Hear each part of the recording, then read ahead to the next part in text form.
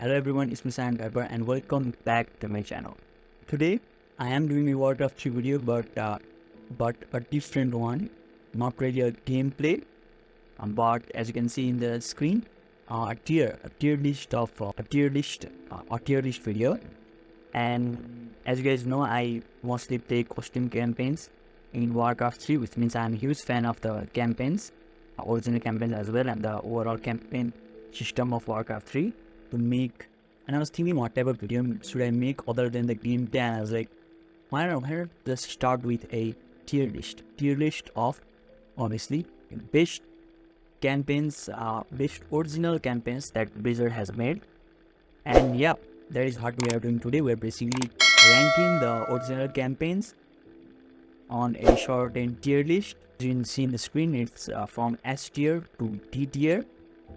And yeah, that's what we're going to be doing today. And before that, I'm going to explain some rules. Rules are things. So the first thing is that, just to be clear, I like all of these campaigns. That's why Warcraft 3 is probably one of my most favorite games of all time. And as I said before, campaign is what drove me into the Warcraft universe, and I love them. So if I place something in D tier, that doesn't mean it's bad. It's just that it's a tier list among the campaigns. So among these, which one is D tier and which one is S tier? So it being in D doesn't mean I totally hate it or anything like that. I still love all of them. And also another rule is that, other rule that I have is that I have to put at least one campaign in there must be at least one campaign in each tier. As I said before, to make the video more interesting and to rank it among themselves and to properly fill the tier list, I have to put at least one campaign in each of the tiers. That is from S to D, at least one in all of them. So yeah guys, those are pretty much the rules, and let's get right into the video or the tier list. So at first, as you guys can see, we have the prologue campaign. The prologue orc campaign is called the Exodus of the Horde. So I think when I made the rule of obviously having at least one campaign in each tier, there was one tier there was pretty much guarantee, and that for me that was the D tier. And for D tier, I have to put the prologue campaign, Exodus of the Horde. It's like obviously this campaign is obviously the very first campaign, so it does have all the it basically introduction campaign. It teaches you how to do the basic things and stuff like that. So it's an introductory campaign, so it has the basic elements but doesn't really have that story or even other gameplay aspects of any of the other campaigns here. I mean, the length wise, everything wise, this campaign is just not on the level of any of the other campaigns. And also, if you guys have played Warcraft since before, which I think most people have, this campaign actually used to be a not even a campaign, it used to be a costume campaign. That is, it didn't even have any voice acting at all. If I take in the, obviously I have to, for this video I will take in the voiced one and the proper one, it still is not on the level of any of the other campaigns. It just cannot be compared to any of them. So I think this one right here is like a default lowest tier if we are judging them on a tier list with at least one in each tier. So I think the prologue campaign, the prologue orc campaign, Exodus of the Horde makes a solid D tier entry, which satisfies our D tier category. And now we finally get into the main campaigns, and at first we have introduction campaign, that is the human campaign, Scourge of the Durotar. Personally, I think this campaign has one of the probably the best storytelling throughout this entire campaign, all of the campaign, like how smoothly the story goes, how well the story goes. The change of Arthas, a very people loving paladin or prince, turning into an evil a kind of evil guy who doesn't really care about stuff. It doesn't even care about other people's life as long as ego or revenge have been satisfied. And yeah, the story is great. I think the gameplay is great. The characters that were introduced in the campaign were great. You know, Arthur, Uther, Xena, and so forth. For those reasons, for all the great character development as well as the storytelling and all the gameplay aspects as well, I think this campaign has to be, for me, has to go on the S tier. I think a lot of people will agree on this as well, but yeah, this is a S tier campaign for me. Like counting the cinematics, for example, this campaign probably has the best cinematic, the ending cinematic with Arthur's killing his father, King Tyrannus, and pretty much sealing the story perfectly. So yeah, but even without the cinematic, it's still a great, and probably the best storytelling, the best storytelling in Warcraft 3. So yeah, that's our first proper campaign, and straight into S tier. So moving on, we have the continuation of the main campaign, but not the continuation of the main campaign, but continuation of the main character Arthas, basically, but him as a Death Knight this time. His proper transition into a Death Knight. We have the Undead campaign called Path of the Damned, and personally, I don't think it's that good of a campaign, like compared to other campaigns, or even the other Undead campaign. I don't think it's good at all. I don't think it's that good, but like it did have some good aspects. Like for example, obviously it has good aspects like High Elves encounters. Saw the last map of High Elves, and few maps were good, and the stuff with Dalaran, the end map, the end stuff was good as well. The Siege of Dalaran was good as well, and obviously this campaign ended with the summoning of Archimord, which was alright, but I think the ending felt very abrupt. Didn't really felt right. I just didn't like the ending of this campaign, but I don't think this campaign is deserves to be in CRD. I think for me it's a B tier campaign, because it did still, as I said, it still was a good campaign. It had a decent story, but it was not as smooth and had a few bombs around, and some of the maps were not that good personally. But and yeah, I had this at B tier, and especially compared to the other Undead campaign, it doesn't look that good. But it was fun playing, seeing Arthas like that for the first time, playing as him. But yeah, for me, I think it's a solid B tier, which is obviously the mid of this tier list. So it's on the mid range, It's half good, half bad. It's like so now at number 4 of the 4th campaign, basically we have the Orc campaign called the Invasion of Kalimdor, where obviously which is pretty much the continuation of the prologue campaign, because in the prologue campaign Thrall and his people and Grom were going to the west, and the west is obviously Kalimdor, and the story is basically they go there, they start taking the land for themselves, and few conflicts here and there with obviously the humans and even their own kind, that is Grom Hellscream and obviously Manoroth. But and if you look at that story is like a good story, but especially the ending and also the cinematics was great about this campaign. But personally, this story was too slow, I think, very slowly paced, and especially the beginnings of the story was like really boring with like the torrents and all the oracle stuff. I think was like I personally was really bored out. But as I said, it did have a few good maps as well, with the Grom Hellscream and his fights with the Night Elves, the mission we kill scenarios, and even the end map where we defeat Grom. Great, and this also has like pretty good interludes, with the Manoroth scene in Lordaeron and stuff like that. Those good, but it had more, I think, more slow, very slow campaigns and slow maps, slow storytelling, which just made it a lot boring than compared to the other campaigns. So that's why for me, I think this campaign does not go in C. You might have thought it might go in C, but I think it goes in B tier. and I think I'm pretty sure it. I think I'm pretty okay with it being behind the Undead campaign, the first Undead campaign. But yeah, for me it's a B tier.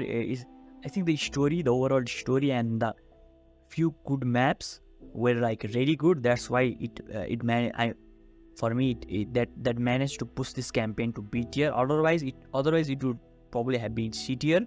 But those things were good, great, and also I really like playing orc units and orc heroes. I think they are like very fun to play as. So that's why those aspects basically pushed it to B tier, despite it being quite boring. So now moving on, we go to the very last campaign of the original game, that is and the very first Night Elf campaign as well, the Eternity's End. Okay, here's the thing, every campaign has great story, good story. This also has obviously good story. Obviously the ending map was great with the fight against Archimon and the campaigns, I mean the cinematic itself. But just like the Orc campaign, its story wasn't fun at all. Most of it, I think the beginning were nice, like the first two campaign maps were decent, but the mid section was really bad. And even at the end, only the last campaign I think I really liked. Night Elf's lack of healers really made it quite bad to play as Night Elf. It's like healing there has to be at least one decent healing unit, but it didn't have that. This made it not that fun playing as Night Elves. But no, it's not going to be a D tier, by the way. On the prologue campaign is D tier. And as I said, the good thing about it is that obviously it managed to basically bring all the timelines of the human campaign and the orc campaign and all the campaigns previously into this campaign. And basically, obviously the ending where the three I guess the good guys basically fight against Archimon and stuff like that. So the way it brought them together was decent, but it was not that good and was, as I said, quite boring story most of the time. So yeah, and also as I said, the rule is that I have to put at least one in each tier. So because of that as well, I have to put the Eternity's End in C tier. I think Orc campaign and it was like those two. I was debating between those two, but then I like properly looked at it and I looked at how I enjoyed playing that, and I obviously liked playing the Orc campaign a lot more than Night Elf one. So I think that's why for me it's in the C tier of this tier list. So now we move into the expansion that was introduced to Warcraft 3, that is the Frozen Throne. Starting off the Frozen Throne expansion, the first campaign is pretty much where we left, not like in story times, but I guess the race in case of race, I guess, because we start off with the Night Elf campaign, so second Night Elf campaign called the Terror of the Tides. When we take care of we control Maiev most of the time at least. And yeah, this campaign is very, I think this campaign has some people like really like it, whereas some people like really hate it. Very evenly spread, I think, its reception, because this campaign had a lot of like island hopping and quite a lot of water naval stuff almost, which people didn't like most of the time. But this campaign also introduced to us Nagas, and it actually allowed us to play as Nagas as well and also the story was good as well. Illidan chasing the Skull of Gul'dan. It has a refreshing gameplay as well due to the introduction of Nagas, but it didn't have the depth of some other campaigns, even in that expansion itself. Personally, I think it might be the weakest among the campaigns of that expansion, the Frozen Throne expansion. But for me, it's either the low of the A tier or the high end of the B tier, and I think it's I think it just about does not make the A tier, but it's solidly quite solidly better than both the other two campaigns in the B tier. Also liked Maiev, which again a lot of people either really liked her or really hated her. So it's like a very B tier for me, high B tier for me. So now on the list we have a very special campaign, actually, at least for me, the Alliance campaign. That's what it's called, I think, at least. And then the name of the campaign obviously is the Curse of the Blood Elves, which as you have noticed, there is no human campaign in the expansion, the Frozen Throne expansion. So it's basically a counterpart of the human campaign, where the Blood Elves were, I guess, kind of part of the humans or the Alliance, and that's why it's called the Alliance campaign. It's one of the best, again, as I said, one of the best campaigns of Warcraft 3.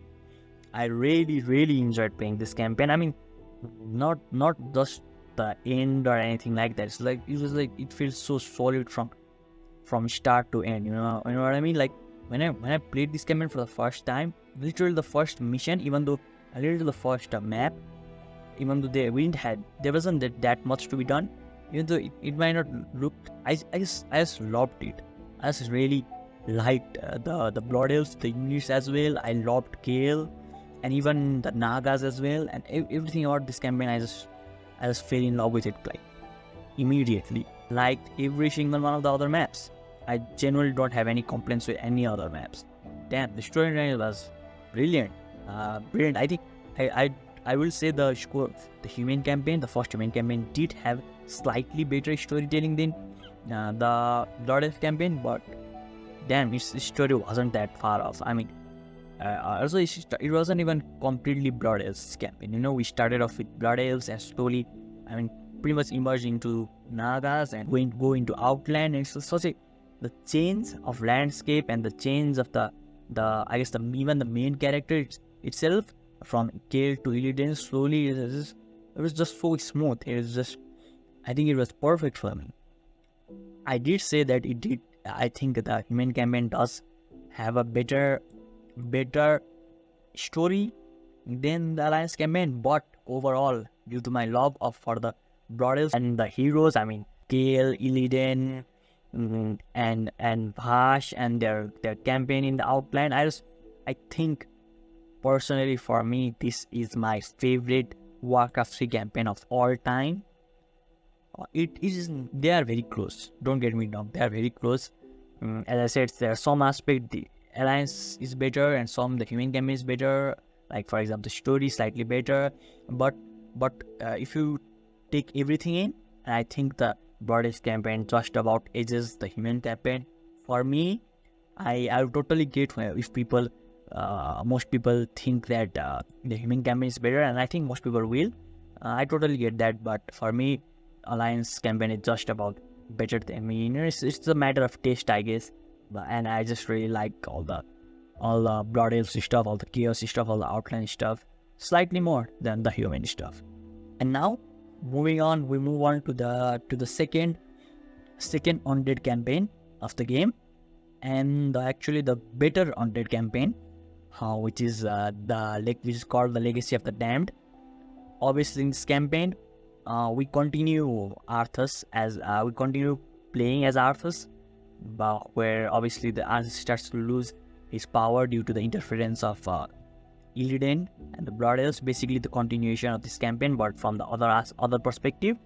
Proper ending, and the ending was great as well, with basically Arthas merging with the Lich King, and it's quite properly and deep into the lore of Lich King, and we get to know more about the Lich King and Arthas, and even some the other aspect of the story, that is the Sylvanas, the betrayal of Sylvanas, and Sylvanas taking over the Lordaeron and creation of Fort Sigmund. I think that was great, and also all the introduction of Nerubians lore into the game. Basically the Northrend lore was great for me, but I think there was a few things, like maybe the gameplay wise, maybe a few maps here and there, a few bombs here and there, but I think there were a lot more good things than bad things, because of which I think for me this campaign goes into A tier. I think pretty solidly into the A tier. I think it just about doesn't make it to the S tier, as I said, because of the few I guess bad aspects about it. It doesn't make it the S tier. So yeah, for me, I think it is I think the second Undead campaign, the Legacy of the Dam, far better than the first Undead campaign, is a solid 8-tier campaign.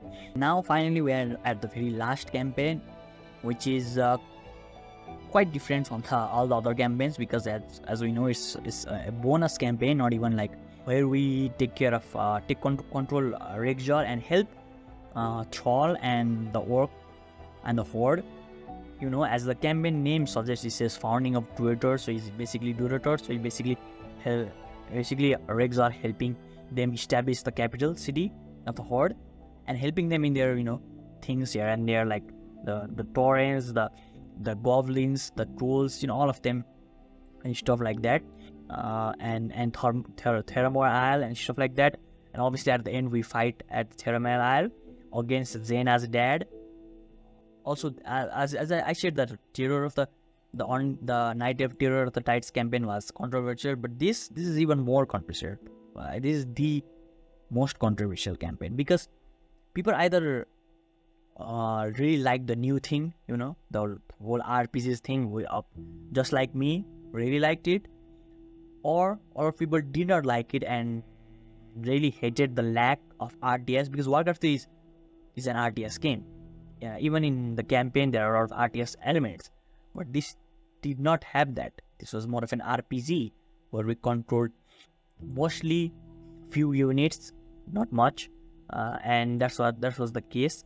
And because of that, some people did not like it, but I think most people really like the RPG aspect of it, and I did as well. Some people do say that the Act 1 was a lot more better than the other two acts, thus Act 2 and Act 3. Like, a lot of people think that Act 1 was just a lot better than the other two.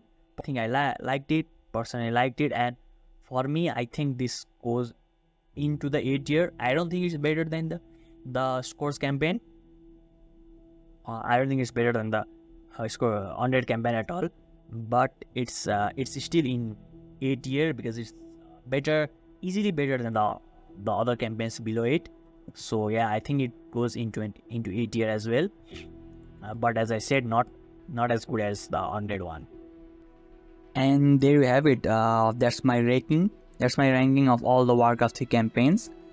Each campaigns I think added a unique layer to the Warcraft 3 lore, providing hours of gameplay and very immersive storyline. As I said before, I think the story of all the campaigns will great, even the prologue campaign.